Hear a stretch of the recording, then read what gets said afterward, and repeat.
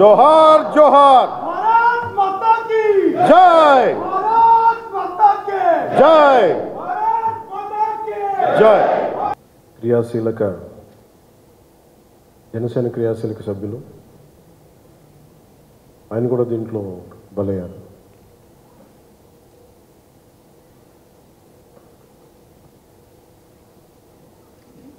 కశ్మీర్లో సరిహద్దుల్లో తూటాలు పేలితే, ఉగ్రవాదులు తూటాలు పేలితే దాని ప్రకంపనలు భారతదేశం అంతా ఎలా పాకిందో మనందరం చూస్తున్నాం. అది మన పార్టీ మన జన సైనికుని కూడా చంపేస్తున్నారు ఆ ఉగ్రవాదం.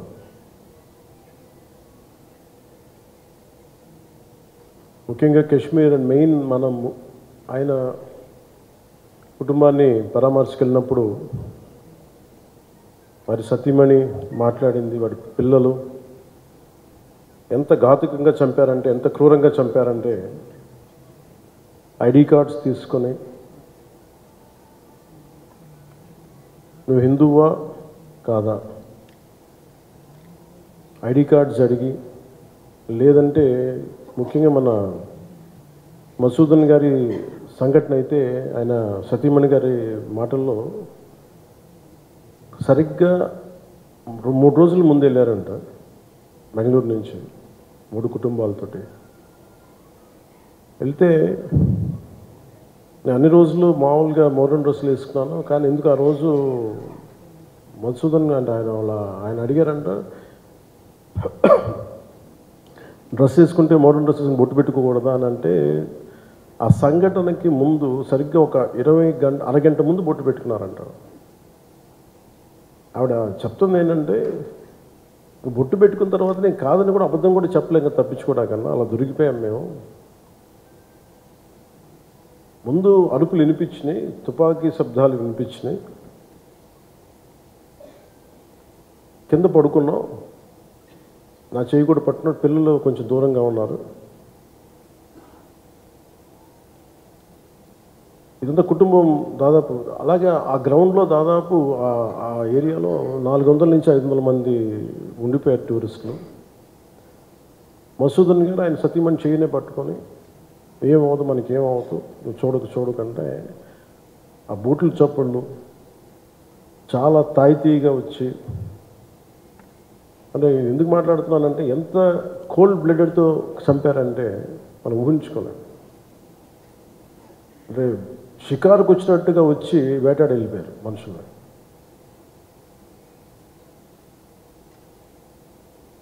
మనకి ఏమవ్వదు అని అలా అంటుంటే బూట్ల శబ్దాలు ఆగినాయి. ఆవిడకి తెలిసిందల్లా తుపాకీ శబ్దాలు వినిపించినాయి. కళ్ళు తెరిచి చూస్తే మొత్తం ముఖం మీద మొత్తం రక్తం ఉండిపోయింది, భర్త తాలూకు రక్తం. ఎంత క్రూరంగా చంపారంటే, నేను వైజాగ్ కూడా వెళ్ళాను చంద్రమౌళి గారి ఇంటికి. ఎక్కడ తల ఉండాల్సిన చోట తల లేదు. 35 బుల్లెట్లు 40 బుల్లెట్లు తింపారు తనలో, ర్యాపిడ్ ఫైర్ తోటి, ఆటోమేటిక్ గన్స్ తోటి.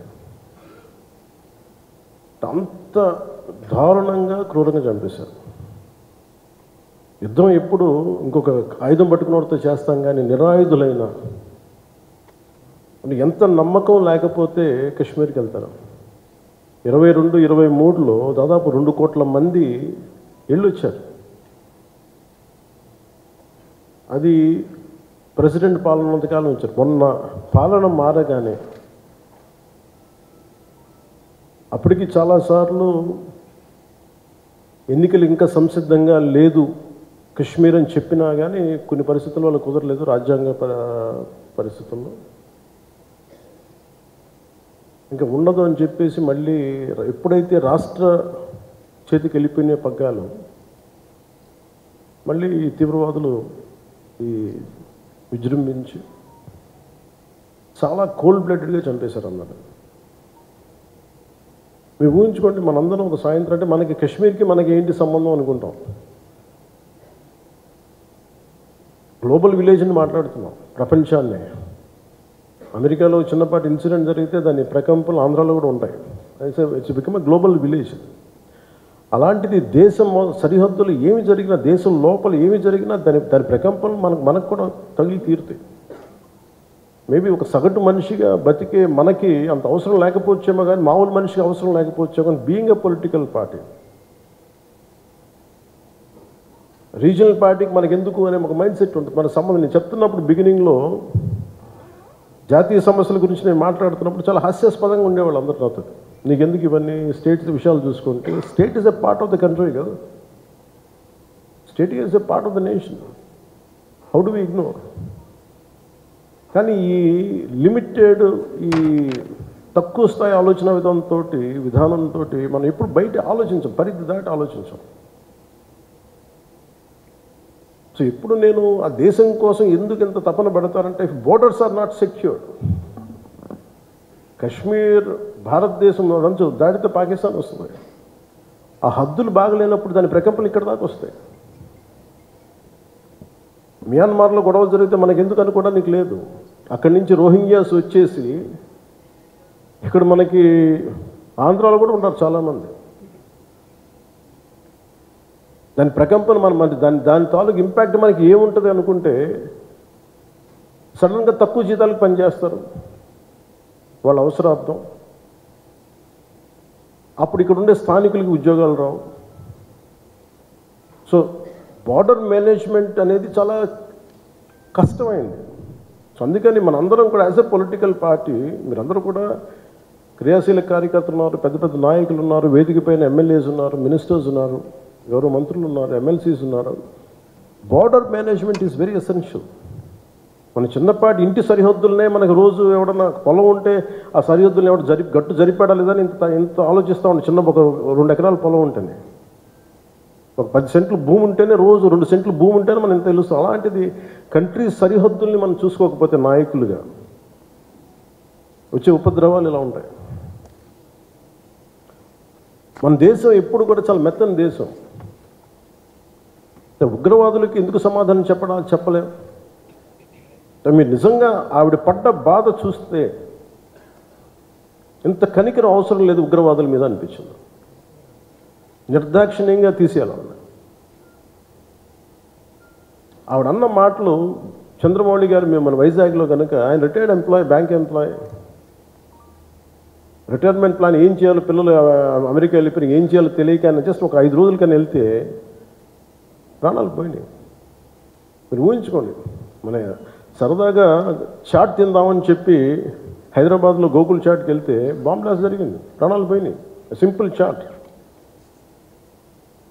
అలాగే పార్క్ వెళ్దాం, లుంబినీ పార్క్ వెళ్ళి కూర్చుందాం పిల్లా పాపలతో అంటే బాంబులు వెళ్ళినాయి. అంటే ఉగ్రవాదం తాలూకు పంజా అన్నిటి మీద ఉంటుంది. దీంట్లో దాదాపు 26 మంది చనిపోయారు. ఈ గుర్రాలని తీసుకెళ్ళి ఒక్కతను మటుకు ఒకే ఆయన ముస్లిం, మిగతా 25 మంది 25 మెంబర్స్ హిందూస్. అది కూడా ఆయన ఎదిరించాడు. గుర్రాలు తీసుకెళ్లే వ్యక్తి ఉగ్రవాదులు ఎదిరిస్తే ఆయన చంపేశారనేది వార్త.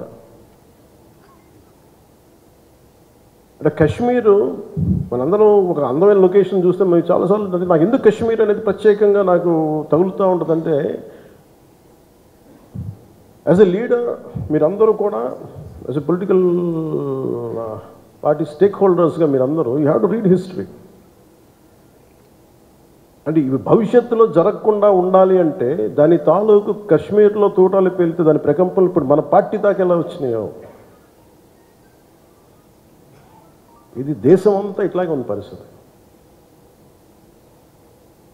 అంటే ఒక వాస్తవాన్ని వాస్తవంగా చెప్పడం తప్పే ఉంది అన్న. మన జర్నలిస్టులు కూడా మాట్లాడుతూ ఉంటే ఒక వర్గం మీద ఇంకో వర్గం అంటే మీరు ఎందుకు ఇంత లోపాయికారిగా మాట్లాడతారన్న. కర్ర సన్నాయి నొక్కులను ఎందుకు నొక్కుతారు మీరు? When you are targeted based on your religion, let us say it, చెప్తాం దాన్ని. అంత మాత్రాన ద్వేషమని కాదు, ఉగ్రవాదుల మీద కోపం అది. మన నాయకులు ఇంతమంది ముస్లిం నాయకులు ఉన్నారు ఇక్కడ మనకి. ఈ రోజున మనం వివక్ష చూపించామా భారతదేశంలో? అన్ని వర్గాల మీద గొడవలు ఉంటాయి, చిన్న చిన్నగా గొడవలు లేకుండా ఎందుకంటే ఒక ఇంట్లోనే గొడవలు ఉంటాయి. కానీ మన దేశం ఏర్పడిన విధానం మటుకు మన అందరూ అవగాహన చేసుకోవాలి. ఎందుకంటే ఎందుకు నేను 3 రోజులు సంతాప దినాలుగా ప్రకటించిన నా బాధ నాకు తెలుసు ఎలా ఉంటుందో. అప్పటికి మధుసూదన్ గారు చనిపోయిన సంగతి కూడా నాకు తెలియదు. ఎందుకంటే నేను 86 నుంచి 89 దాకా మన్నయ్య గారి చుని గారి సినిమాల్లో చాలాసార్లు మేము అక్కడికి వెళ్ళేవాళ్ళం. 3 to 4, 86 to 89. ఇంకా కశ్మీర్ ఉగ్రవాదం ఇంకా పైకి రానాలి, ఇంకా వచ్చి తొలి దశలో 89లో స్టార్ట్ అయింది. ఇంకా 90sకి దాదాపు ఎన్ని వేల మందిని చంపేశారు. కొన్ని లక్షల మంది కశ్మీరీ పండిట్స్ని వలసపోయేలా చేశారు. అంటే ఆ రోజు కనుక కశ్మీరీ పండిట్ల వలసను కనుక ఆపుండగలిగితే, అంటే ఎప్పుడు ఒక అలక్ష్యం, ఇది నా సమస్య కాదు నా సమస్య కాదు వదిలేస్తే కశ్మీరీ పండిట్లు అక్కడే ఉంటారు, అక్కడే పుట్టారు, అక్కడే పెరిగారు. వేరే రాష్ట్రాల నుంచి కూడా రాలేదు, అందరూ అక్కడే పుట్టారు, అక్కడే పెరిగారు. లక్షలాది మంది కశ్మీరీ పండిట్స్ వలసలు వెళ్ళిపోయారు. నాకు పర్సనల్ ఎక్స్పీరియన్స్ ఏంటంటే 86, 89లో మేము షూటింగ్ల కోసం నేను కొంత ప్రొడక్షన్లో నేను పనిచేశాను. కొంచెం ఏమైనా కావాలంటే అవసరాలతో మార్కెట్కి వెళ్ళేవాడు. శ్రీనగర్ మార్కెట్కి వెళ్తే ఫస్ట్ ఇయర్ బాగానే ఉంది, కానీ 86లో 87, 88కి చాలా ఇబ్బంది అయిపోయింది. ఇంకా 89 దగ్గరికి వచ్చేటప్పటికి షూటింగ్ జరుగుతుంటేనే గొడవలు అయిపోయాయి. 1-2 రోజులు త్వరగా ముగించుకొని వచ్చేస్తుంటే అప్పుడున్న కశ్మీరీ పండిట్ ఒక అతను చెప్పాడు, ఇంక మీరు రాలేరు ఇక్కడికి అన్నాడు. ఎందుకంటే మా మొహల్లాల్లో మా ఏరియాల్లో చాలా ఇబ్బందులు అయిపోతున్నాయి, మాకు ఇబ్బంది వచ్చేస్తుంది, మీరు రాలేరు కళ్యాణ్ మీరు అని చెప్పాడు. అంటే ఆ రోజు నుంచి ఈ రోజు దాకా కశ్మీర్ ఎప్పుడు ఒక మండుతున్న సమస్య. మీరు as a party make very stable. This is Janasena decision, all of our decision. అది Kashmir is an integral part of India that can not be denied. అది మీరు చాలా బలంగా మీరు మాట్లాడాలి. Kashmir is an integral part of India, it will be an integral part of India forever. ఎందుకంటే ఎందుకు మాట్లాడుతున్నానంటే కశ్మీర్ పేరు కశ్యప మహర్షి మీద వచ్చింది. అమర్నాథ్ టెంపుల్ కానీ, ఇక్కడి నుంచి కేరళ నుంచి కశ్మీర్కి శంకరాచార్య మఠం కానీ, తర్వాత మతాలు మారుండొచ్చేమో ప్రజలు, కానీ అందుకని మీరు దీన్ని చాలా బలంగా నమ్మాలి. ఒక చిన్న గొడవ జరిగినప్పుడు అది మనకెందుకని అనుకోకండి. అందుకని దిస్ ఈజ్ జనసేన స్టాండ్. ఇది నేను బలంగా నమ్ముతాం, బలంగా ఆచరిస్తాం. భవిష్యత్తులో ఇలాంటి సంఘటనలు జరగకుండా ఉండాలి. మనం ఇవ్వగలిగేది ఏంటంటే ఒక నాయకుడికి దేశాన్ని, ఒక చిన్నపాటి ఇంటిని నడపాలంటేనే కష్టం. ఇన్ని రాష్ట్రాలు, ఇన్ని విభిన్నమైన సంస్కృతులు, ఇన్ని భాషలు, ఇన్ని పొలిటికల్ పార్టీస్, వీటన్నిటి మధ్య వైరుధ్యాల మధ్యలో ఒక ఏకాభిప్రాయంతో ఒక దేశాన్ని నడపాలి ఒక ప్రధానమంత్రికి అంటే ఎంత కష్టమైన పరిస్థితి అది. అలాంటి వ్యక్తులకి మనం ఇవ్వగలిగేది చిన్నపాటి ఊతం అంతే, చిన్నపాటి ఆసరా. ఎక్స్ట్రా గొడవలు క్రియేట్ చేయకుండా కొంచెం బాధ్యతగా మాట్లాడటం, అవసరమైన చోట భుజం కాయటం. As part of NDA this is our responsibility. ఎందుకు నేను దీన్ని ఫస్ట్ టైం నేను ఇప్పుడు దాకా మాట్లాడిన విధానంలో కొంచెం సాఫ్ట్గా ఫస్ట్ టైం నేను ఎందుకు హిందూ టార్గెటెడ్ హిందూ, మిగతా వాళ్ళు ఇబ్బంది పడుతూ ఉన్నారు మాట్లాడటానికి. ఉగ్రవాదులు టార్గెట్ చేసి హిందువులు చంపారు, ఇది సత్యం అంతే. వాళ్ళు అన్న మాట నాతో ఏంటంటే, మధుసూదన్ గారి భార్య ఇఫ్ ఆమె ముస్లిం నన్ను స్పేర్ చేసేవాళ్ళు సార్. మేము చేసింది పాపం బీయింగ్ హిందూ పుట్టడమా మేము చేసింది? కనీసం మా చేతుల్లో ఆయుధాలు కూడా లేవే, మేము సైనికులం కూడా కాదే, మేము బిడ్డలు ఇద్దరు అక్కడే ఉన్నారు. నేను ఆలోచించండి ముందు నేను అనుకున్నాను ఆయన ఒక్కైనా వెళ్ళారేమో అలా చనిపోయారేమో అనుకున్నాను. కానీ అయితే కుటుంబం అంతా ఉంది, ఇంకో 2 ఫ్యామిలీస్ ఉన్నాయి. అందరి ముందు దారుణంగా చంపేస్తే ఇంకా ఇది భారతదేశం కాబట్టి చాలా 7 దశాబ్దాల తర్వాత మాట్లాడుతున్నాం మనం. కశ్మీర్ని 3 సార్లు, మన పాకిస్తాన్ని 3 సార్లు ఓడించాం. సహనం ఎక్కువైపోయింది మన దేశానికి. ఎందుకంటే కంట్రీ మనుషులే సహనం ఎక్కువ మనకి. ఏదైనా అతి చేస్తే మంచిది కాదు. అతి సహనం కూడా మంచిది కాదు, మితిమీరిన మంచితనం కూడా మంచిది కాదు. ఇష్టారాజ్యంగా వచ్చి కాల్ చేసి వెళ్ళిపోతాం అంటే మనం ఎందుకు కామ్గా ఉండాలి? మన జన సైనికుడు చనిపోయిన మన జన సైనికుడు మనలో ఎవరైనా కావచ్చు, అది నేను కావచ్చు, మీరు కావచ్చు, ఎవరైనా కావచ్చు. అది ఎంతమంది ఇక్కడికి వచ్చేసి ఉంటున్నారో మనకు తెలియదు, ఏ ముసుగులో ఉంటున్నారో తెలియదు మనకి. సో మీరు వెళ్ళేటప్పుడు ఇది నిరంతర పహార, eternal vigilance is essential element for democracy. మన బాధ్యత పదవులు వచ్చేసినాయా లేదా, మనం గెలిచేసామా లేదా అన్నిటికంటే కూడా ఎంత బాధ్యతగా ఉండగలం, మనం ఎంత నిరంతరంగా మనం విజిలెన్స్తో ఉండగలం, పహారా కాయగలం సమాజం మీద. ఊళ్ళల్లో ఎవరైనా కొత్త వ్యక్తులు వచ్చారా, అనుమానాస్పదంగా తిరుగుతున్నారా, ఇవన్నీ it's also part of a responsibility. So నాకు ఇది 3 సార్లు యుద్ధం ఓడిపోయిన తర్వాత మన మంచితనం ఇంకా అర్థం చేసుకుంటే ఇలాగ వచ్చి ఇళ్లలోకి వచ్చి చంపుతారు. షికార్కి వెళ్తే, సరదాకి వెళ్తే చంపేస్తారు. దీనికి మటుకు చాలా బలమైన స్టాండ్ తీసుకోవాలి. అందుకే నాయకులందరికీ కూడా, జన సైనికులందరికీ కూడా, వీరమలందరికీ కూడా ఇది ధైర్యంతో కూడుకున్న పని. ఉగ్రవాదులను ఎదుర్కోవడం అంటే ధైర్యంతో కూడుకున్న పని. Though we're a regional party, we didn't expand as on now. We confined only to state, AP, maybe కొంత తెలంగాణ. కానీ మన ఆలోచన విధానం జాతీయవాదం. ఇది మీరు బలంగా ఉండగలిగితేనే రేపొద్దున యుద్ధ పరిస్థితులు రావచ్చు, రాకపోవచ్చు నాకు తెలియదు యాజ్ ఆన్ టుడే. బట్ కొన్ని 7 అంశాల మీద నిర్ణయాలు తీసుకున్నారు. ముందు వాటర్ ఆపారు అంటే కొంతమంది మాట్లాడుతారు, కొంతమంది లీడర్స్ ఎంత లౌకికవాదం, ఎంత సెక్యులరిజం అంటే అందరికీ, ఎంత సెక్యులరిజం అయిపోయిందంటే అందరికీ. నేను అనేది మన కంట్రీ స్లోగనే సత్యమేవ జయతే. Unlike America, in God we trust అంట. 3 కోట్ల దేవతలున్న దేశాలలో మన సత్యాన్ని నమ్ముతాం, కానీ మన అమెరికాలాగా ఇన్ గాడ్ వి ట్రస్ట్ ఒక దేవుడిని పెట్టలేదు మన దేశం. We're beyond religion, we're beyond God. Truth is eternal. సత్యం అంటే ఏంటి? ఒక తప్పుని తప్పుగా చెప్పడం, ఒప్పుని ఒప్పుగా చెప్పడం. If I make a mistake, admitted it's a mistake. Constant కరెక్షన్లో ఉండాలి. ఎటర్నల్ ట్రూత్ అది.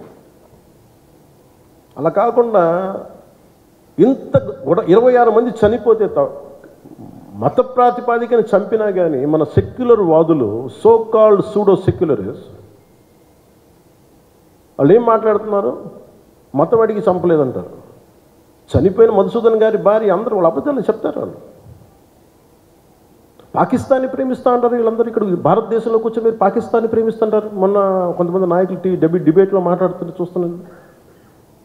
మీరు పాకిస్తాన్ అంత ప్రేమిస్తే దయచేసి పాకిస్తాన్కి వెళ్ళిపోండి, ఇక్కడ ఎందుకు? పాకిస్తాన్ మీద మీకు అంత ప్రేమే ఉంటే ఇది మాట్లాడుతున్న పని ఏదైనా వీళ్ళందరూ కూర్చొని కాంగ్రెస్ నాయకులు వీళ్ళందరూ, కొంతమంది ఎమ్మెల్సీలు కూడా ఉన్నట్టుగా అనిపించింది నాకు చూస్తుంటే. ముఖ్యంగా సౌత్ నుంచి ఉన్నారు కొంతమంది సీనియర్ కాంగ్రెస్ నాయకులేమో కాంగ్రెస్లోనే విభేదం ఉంది.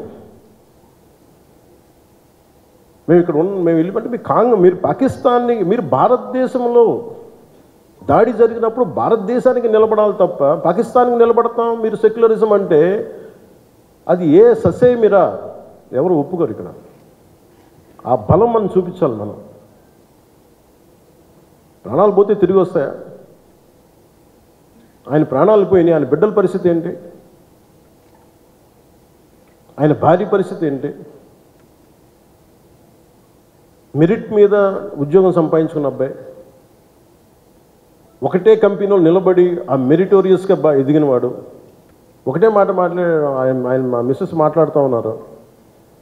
మాకు ఏం ఆశలు లేవు సార్, మాకు సింపుల్ ఒక చిన్న మిడిల్ క్లాస్ ఫ్యామిలీ. మేము టీవీల్లో కనిపిస్తామని మా కళ్ళలో కూడా ఉండదు, కానీ మా దురదృష్టం ఇలా కనిపించాం మేము టీవీలోనే. నా భర్త చనిపోయినప్పుడు ఇలా మేము టీవీలో కనిపించి మా బతుకులు బయటకు వచ్చినాయి. నా భర్త చనిపోయాడు, అది చెప్పుకోవాల్సిన దుస్థితి మాకు వచ్చిందని. వెళ్ళినప్పుడు బిగినింగ్లో ఆవిడ నన్ను ఒకలాగా ఒక నిష్ఠూరంగా మాట్లాడారంటే బాధపడుతున్నారు. మిమ్మల్ని అనకూడదని మళ్ళీ అన్నారు. మీరందరూ ఇస్తేనే కదా నమ్మకం. ఇది మోదీ గారి ప్రభుత్వం, ఎన్డీఏ ప్రభుత్వాన్ని కదా మేము భరోసాతో కదా మేము వెళ్ళింది మేము కాశ్మీరు. ఇన్ని కోట్ల మంది వెళ్ళారని మీరు అందరూ చెప్తేనే కదా మేము వెళ్ళాం కాశ్మీరు. మమ్మల్ని ఇలా పెట్టేశారు ఏంటనేది ఆవిడ మాట్లాడుతుంటే ఆవిడ నాలో మొత్తం భారతదేశ ప్రభుత్వాన్ని చూశారు ఆవిడ. నన్ను ఆ తిట్లు నేను తీసుకున్నాను. ఆవిడ సారీ చెప్తున్నారు కానీ నాకు అర్థం లేదమ్మా, మీరు ఎంత తిట్టాలో తిట్టని ఏం పర్లేదన్నాను. మీ కోపం ఎవడో ఒకరి మీద చూపించాలి, మీరు కోపం మా మీద చూపించండి పర్లేదన్నా. అని ఇంత దారుణంగా ఉంటుంది. నేను అనేది ఏంటంటే మనం వెదర్ నువ్వు ఏదైనా సరే మత ప్రాతిపాదికన చంపటం ఇది మటుకు అస్సలు ఏమాత్రం సహించలేదు. అని ఎందుకు భారతదేశం చాలా బలమైనది, భారతదేశం మన సెక్యులరిజం చెప్పుకోకర్లా. సెక్యులర్ అనే పదం మనం యాడ్ చేయక్కర్లా. సెక్యులర్ పదం అని యాడ్ చేయకముందు 70s వీఆర్ సెక్యులర్. సెక్యులరిజం అంటే అపీస్మెంట్ కాదు, అది వైట్ వాష్లు చేయకండి తప్పులు చేస్తే. సర్ తన్ సే జుదా అని చెప్పి అంటే అట్లాగే తుపాకులతో సర్ తన్ సే జుదా చేశారు వాళ్ళు ఉగ్రవాదులు. తల లేదు, పట్టుకుందాం ఆకన్నా ఇలా అంటే తల లేదు అక్కడ. మీరు ఊహించుకోగలరు అది. ఇది మాట్లాడే తల లేదు. ఇంత క్రూరంగా చంపేశారు. ఎంత సహనం చూపిస్తాం? తప్పు జరిగినప్పుడు తప్పని చెప్తాం. పాకిస్తాన్కి మనకి ఏంటి తేడా? జిన్నా విడిపోయినప్పుడు మేము పాకిస్తాన్లో అందరినీ సమానంగా ఆదరిస్తామని చెప్పారు. హిందువులు ఎల్లక్కర్లేదు ఆదరిస్తామని చెప్పారు.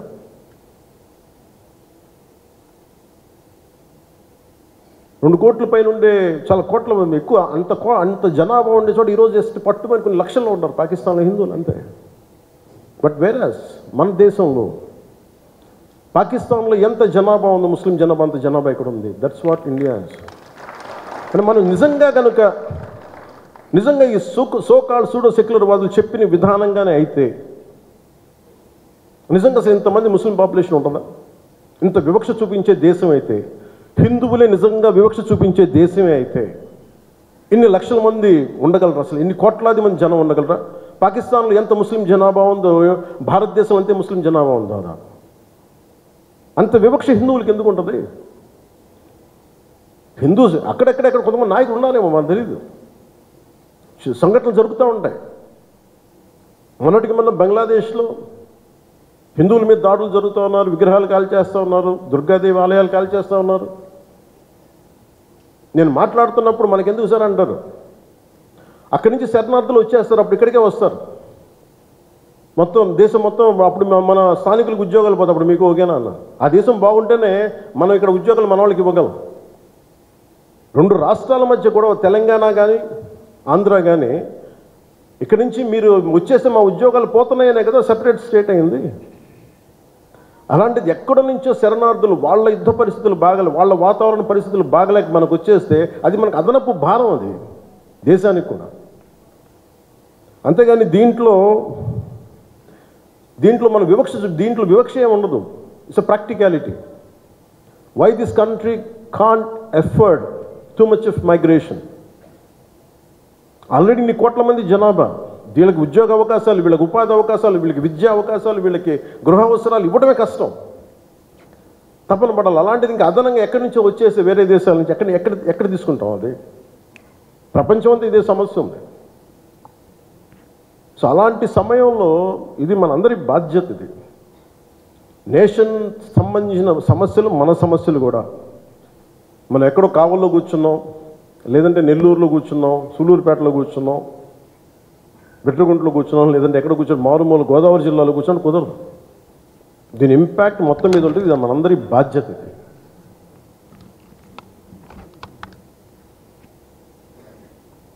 ఈ రోజున మనకి ఒక వాస్తవాన్ని వాస్తవంగా మాట్లాడటం తెలుసుకుందాం. నేను చాలాసార్లు ముస్లిం సమాజానికి కూడా చాలాసార్లు చెప్పాను. ఎందుకు ఇంత మాట్లాడాల్సి వస్తుంది ముస్లిం, క్రిస్టియన్, హిందూని ఎందుకు మాట్లాడాల్సి వస్తుందంటే హిందువులకు ఉన్నది ఒకటే దేశం, ఇంక వేరే దేశం లేదు. ఇక్కడ కూడా హిందువులను టార్గెట్ చేసి చంపితే ఎక్కడికి పారిపోతారు? అంటే నీకు చంపింది 26 మందిని, కానీ దాని ఇంపాక్ట్ కోట్లాది మంది జనాభా ఆశేష్ మొత్తం భారతదేశం మొత్తం మీద ఉంది. వెళ్ళి మీ ప్రధానమంత్రికి చెప్పుకో, మీ మోడీకి చెప్పుకో, మీ మోడీకి చెప్పుకో. అది మోదీ గారికి చెప్పడం కాదు, అది చంపేసి నన్ను కూడా చంపేయాలని మసూదన్ గారి భార్య వెళ్ళి మా బిడ్డలు కూడా చంపేయండి, మేము మోడీకి చెప్పుకో. ఉగ్రతలు ఒకటే చెప్పాలనిపించింది. నువ్వు మోదీని అంటం లేదు, ఇక్కడ మా అందరిని అంటున్నాం. ఎందుకంటే ఇలాంటి సమయం, ఎలాంటి క్లిష్టమైన కష్టమైన సమయం కాబట్టి నిత్యం విమర్శించే మోదీ గారిని విమర్శించే నాయకులు కూడా ఈరోజు ఆయనకు మద్దతు తెలుపుతూ ఉన్నారు. దేశం అంత ఏకతాటిపైకి వచ్చింది మొట్టమొదటిసారి.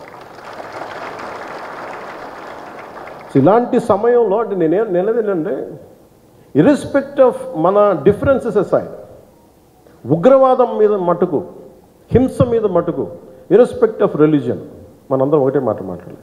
దీంట్లో మాట్లాడితే ఓట్లు పోతాయా, దీంట్లో మాట్లాడితే ఓట్లు వస్తాయి, ఇవన్నీ ఆలోచించుకోండి.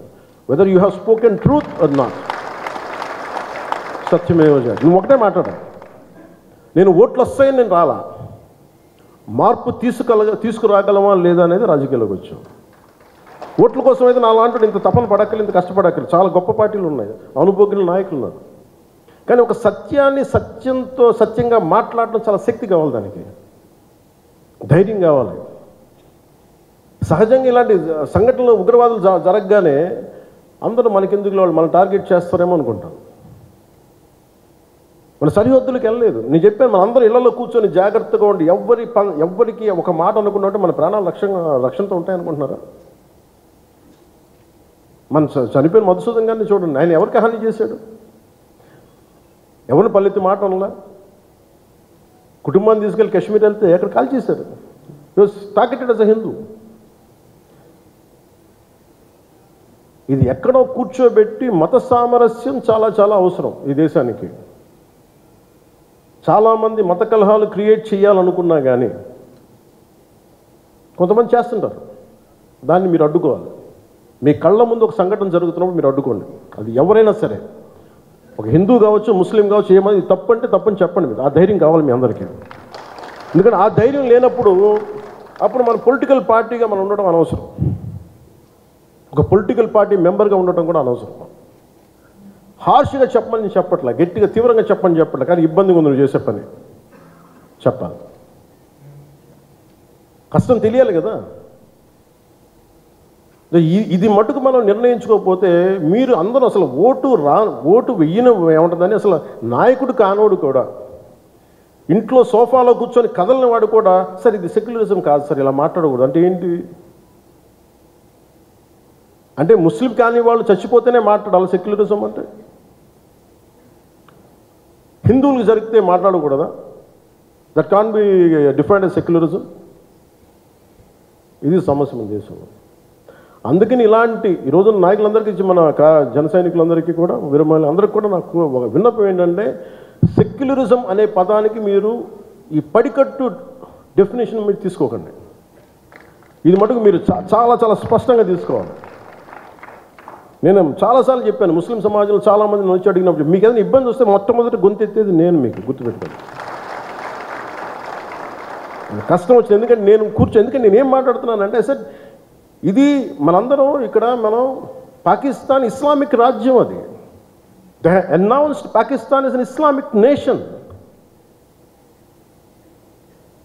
But India is not a, మనం చెప్పుకోవచ్చు కదా, this is a Hindu nation చెప్పొచ్చు కదా. మనం ఎందుకు చెప్పం? మన మూలాల్లో మతం అనేది ఒక విధానం అంతే. అందుకని మనకి చెప్పాల్సిన అవసరం లేదు. అంటే ఈ సందర్భంగా ఇది ఏ భాషలో తర్జుమా చేసుకుంటారో తెలియదు, ఇది కాశ్మీర్ దాకా వెళ్తుందో ఇంకొకటికి వెళ్తారో తెలియదు, కానీ ఒకటే ఉగ్రవాదులకి ఒకటే సందేశం, ఇది వరకు లాంటి భారతదేశం కాదు, ఇది కొత్త భారతదేశం. ఎందుకంటే మేము చాలాసార్లు విసిగిపోయి ఉన్నాం, మీ ఇష్టానికి వచ్చి కాళ్ళు చంపుతానంటే ప్రాణాలు ఎలాగపోతాయి మాకు తెలుసు. As well as will fight and let our life go. దాన్ని సిద్ధపడే వచ్చాం రాజకీయాల్లో. పుట్టిన ఎందుకు వస్తాం? పదవులుగా. పదవులు లేకపోతే మనకి ఏమొస్తుంది? ఇంకా బాగుంటుంది. పదవులు లేకపోతే స్ట్రెస్ ఉండదు. అందుకని పదవులు ఆశించేది ఏది ఎవరైనా సరే ఇది బాధ్యత. ఇది మనందరం బలంగా మాట్లాడాలి.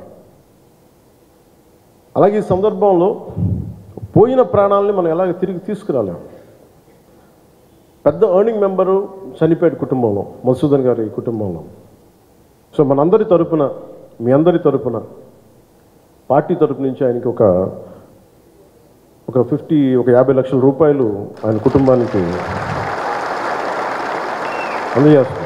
అండ్ నాకు ఎప్పుడు డబ్బులు అనౌన్స్ చేయడం ఇబ్బందిగా ఉంటుంది.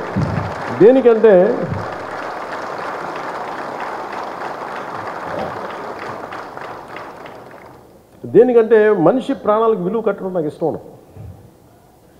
కానీ కొన్ని సందర్భాల్లో అది చిన్నపాటి ఊతం అవుద్ది అంతే. పిల్లల చదువులకు కావచ్చు, ఇంకోటి కావచ్చు. ఇవన్నీ కాకుండా మధుసూదన్ గారి కుటుంబానికి, వారి కుటుంబ సభ్యులందరికీ ఈ సందర్భంగా నేను ఒకటే విన్నవించుకుంటున్నాను. మీకు ఏ కష్టం వచ్చినా సరే మేము ఉన్నాం.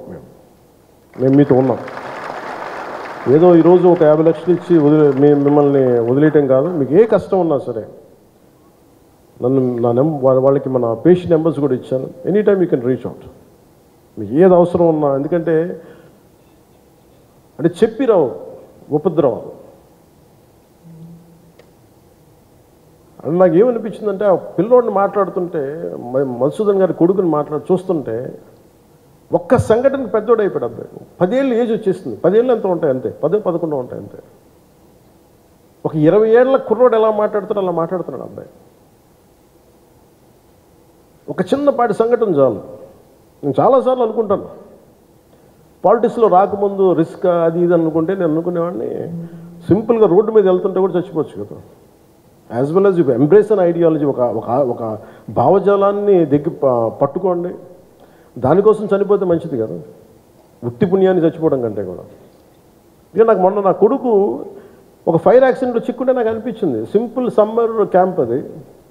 ఫైర్ యాక్సిడెంట్లో చిక్కుకుంటే పక్కన ఉన్న ఒక బిడ్డ చనిపోయింది. ఇంకో పక్కన ఉన్న బిడ్డ మొత్తం కాళ్ళు చేతి మొత్తం కాలిపోయినాయి. వీడికేమో లోపలికి అంతా ఈ కొంత ఫస్ట్ డిగ్రీ జరిగినాయి బర్న్స్. తర్వాత లోపలికి సూట్ ఉంటుంది, గాలి పీల్చేయటం వల్ల ఆ పొగ. నా కొడుక్కే అర్ధరాత్రి పూట లేచి ఆ మేడపై నుంచి పడిపోతున్నట్టు కళ్ళు వస్తాయంట. అది సైకాలజిస్ట్ చూపిస్తున్నారు ఇక్కడ. అలాంటిది మధుసూదన్ గారి పిల్లల్ని చనిపోయిన ఇన్ని కుటుంబాల తాలూకు మీరు వాళ్ళని ఆలోచించండి. వాళ్ళు పడుకుంటే నిద్ర పడద్దా? తుపాకులు వస్తాయి, తుపాకీ చప్పుళ్ళు వినిపిస్తాయి, భర్త హాహాకారాలు వినిపిస్తాయి, తండ్రి ప్రాణాలు కోల్పోవడం వినిపిస్తాయి. ఎంత ఘాతుకం అది. ఒకటి చనిపోవడం, ప్రాణాలు కోల్పోవడం ఒకటైతే, మానసికంగా దాన్ని తేరుకొని బయటికి రావడం చాలా చాలా కష్టం. అందుకని ఇలాంటి పరిస్థితుల్లో చనిపోయిన 26 మంది మరోమారు నా సంతాపం తెలియజేసుకుంటూ మనస్ఫూర్తిగా అందరూ వారి కుటుంబాలకి, వారి అందరి కుటుంబాలకి దాదాపు మీకు అంటే మన ఇలాంటి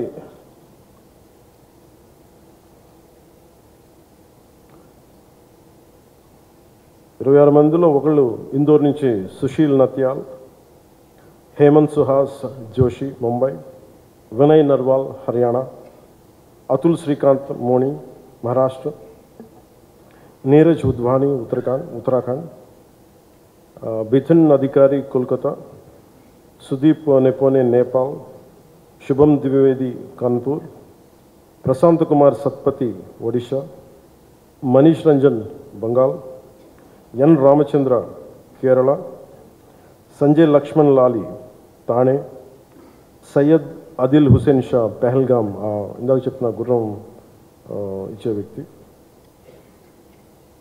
దినేష్ అగర్వాల్ చండీగఢ్, సమీర్ గుహా ఫ్రమ్ కోల్కతా, దిలీప్ దాసలి ముంబై, జేఎస్ చంద్రమౌళి విశాఖపట్నం, మధుసూదన్ రావు సోమిశెట్టి కావలి, సంతోష్ జగడ పూణే, మంజునాథరావు కర్ణాటక, కస్తూబా ఘన్వోటే పూణే, భరత్ భూషణ్ బెంగళూరు, సుమిత్ పరామర్ గుజరాత్, యతేష్ పరామర్ గుజరాత్,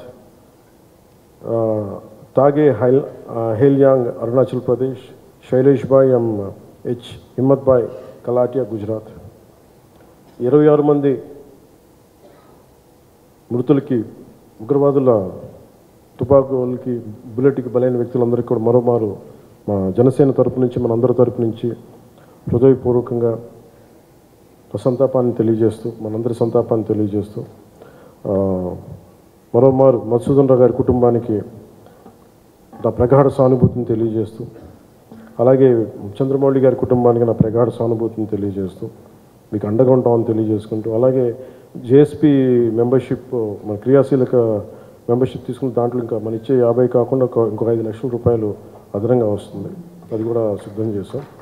ఇవన్నీ కాకుండా రాష్ట్ర ప్రభుత్వం నుంచి కూడా ఇంకొంచెం అదనంగా మనం ఇవ్వగలమా లేదనేది గౌరవ ముఖ్యమంత్రి శ్రీ నారా చంద్రబాబు నాయుడు గారితో కూడా ఒకసారి చర్చించి నిర్ణయం తీసుకుంటామని తెలియజేసుకుంటూ, చాలా దూర ప్రాంతాల నుంచి చాలా తక్కువ సమయంలో ఇక్కడికి విచ్చేసిన మన గౌరవ ఎమ్మెల్యేస్ అందరికీ, గౌరవ మంత్రివర్యులందరికీ, కొత్తగా పదవి బాధ్యతలు తీసుకున్న చైర్మన్స్ కానీ, స్థానిక సంస్థల చైర్మన్లు కావచ్చు, మెంబర్స్ కావచ్చు, అందరికీ, జన సైనికులకి, వీర మహిళలకి ప్రత్యేకించి మీ అందరికీ పేరు పేరున ధన్యవాదాలు తెలుపుకుంటూ సెలవు తీసుకుంటాను. జై హింద్.